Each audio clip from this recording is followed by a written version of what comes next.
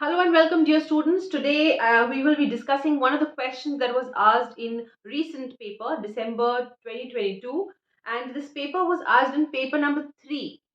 Despite being an anatomy, a pure anatomy question, this question was asked in paper number 3, which is actually a gynae paper. And I've seen that lots of you have requested me to take anatomy lectures, and very soon I'll be starting an entire anatomy series and putting it up in my complete course package. Here, I'd like to solve one more doubt regarding, since the topic has just come up.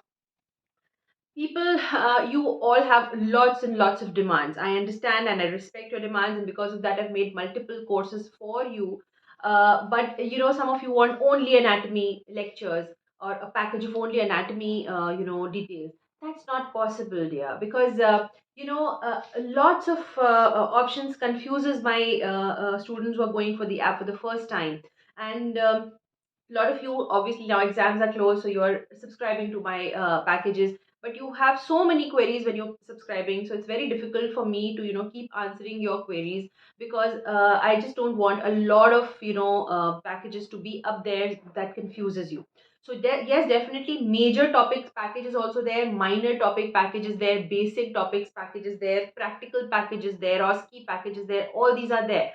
At the same time, all my hysterectomy workshops and cesarean workshops, they are also there with live surgeries and with my demonstration and different stepwise videos given over there. But I cannot simply go and make just a lecture or a topic package. That's very difficult, and it confuses my most of my students who are going on the app. So I'll be taking up these anatomy series in the lectures to come, and I'll be putting it in the complete course package. Now, some of you have had approached me regarding complete course package as well, because obviously now exams are again up, and complete course is what everybody wants to subscribe. So let me just tell you over here that there are two modules available of my complete course package. If you want to take it, lump sum all everything together once, you will get it lump sum available.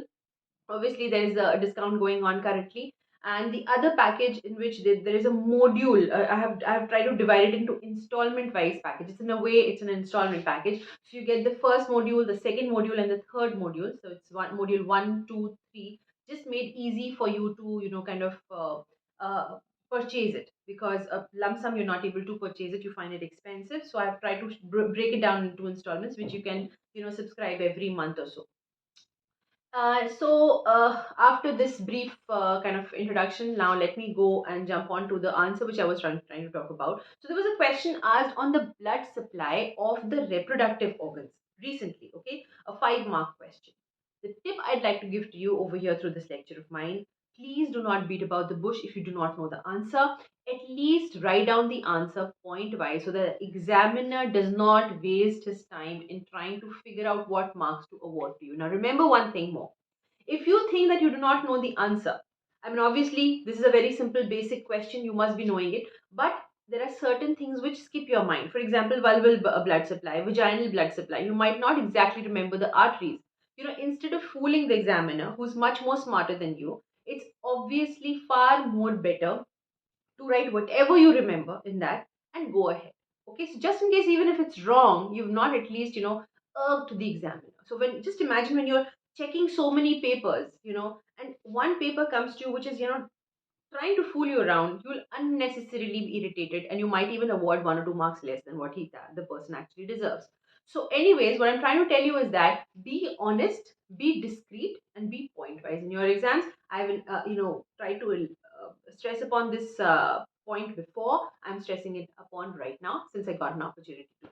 Now, as far as the answer is concerned, how will you write this answer in the examination, and how to fetch 5 on 5 for this answer? This answer is simply written over here on the board. Just try to see it. So, you first of all write on what reproductive organs you're talking about. So, obviously, you start from below upwards. So, you talk about the vulva, you talk about vagina, cervix, uterus, tubes, and ovaries. All these are reproductive organs. All right. Anything else, the muscles, the perineum, they do not make part of the reproductive organs, but these do. All right. So, we start from vagina. We start from vulva. So, just imagine if you've ever, kind of read a little bit in anatomy also. Do you know what vulval, the main supply in vulva is? It's the pudendal artery. Okay, you should just know that. So it is superficial external pudendal, then it is deep external pudendal, and it is internal pudendal artery. At your level, you should know only this much. This gives supplies, to the perineum. This gives supply to the labia majora, and this gives supplies supply to the vestibule and clitoris. That is a separate thing. But for your level, you should know that the vulva is supplied by superficial external pudendal, deep external pudendal, and internal pudendal artery. That's all. Then we come to vagina. Now, vagina and onwards, it becomes slightly easier because you know these things mostly. They're hammered into you by your institute, if at all it is a little bit academic as well. So vagina is supplied by the vaginal artery, which is actually a branch of internal iliac artery. And as far as plus, not just there, it's also supplied by the inferior vesical artery because bladder is so close. Okay, the part of vesicle which is very snugging onto the vagina is actually the inferior part of the bladder. So inferior vesical artery, middle rectal artery. So from posteriorly also it's getting branch, or anteriorly also it's getting a branch, and of course it's got its own branch, vaginal artery, which is nothing but a branch of internal iliac artery. And now cervix and uterus. Cervix, uterus, of course, uterus is supplied by the uterine artery, which is a branch of the anterior trunk of the internal iliac artery. And it kind of gives a twig, which is also vaginal artery, to the vagina. All right. But it also gives a descending branch. It's got an ascending branch which tortuously goes up, and it kind of distributes inside the myometrium on the serosa as basilar artery, spiral artery, arcuate artery, all these arteries Then that's nothing but the ascending branch of the uterine artery. The descending branch of the uterine artery goes to the cervix and to the vagina. So the descending cervical branch supplies the cervix. You finish off with cervix, and now comes completely different blood supply, the ovary and the fallopian tube. So obviously, when ovary is receiving a blood supply, it will also give to its nearby fallopian tube, and then both these arteries are going to anastomose.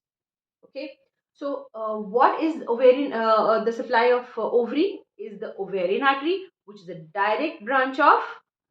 That's why I've kept it free. Ovarian artery, direct branch of abdominal aorta. Very, very important. And this uterine artery is a branch of anterior division of internal iliac artery, which I wanted to kind of just emboss in you a little bit. That's why I asked you this question. And with this, I finished this lecture on this short, crisp question which was asked. I found it a little easy, or more kind of capturing your attention, to give it to you in this video form. Of course, it's there in the solved answer bank, which is there on the package in the DNB app of mine. The solved answer bank is there. This is going to be put up very soon, so it's going to be there, but the lecture would be a little more captivating, is why I made a small short lecture, so that it stays in your mind. So thank you so much for attending, guys, and if you've got any queries, please feel free to reach me on the number which is there on the screen. I would love to hear your queries and your requests. I would try to honor them as much as possible. Thank you so much.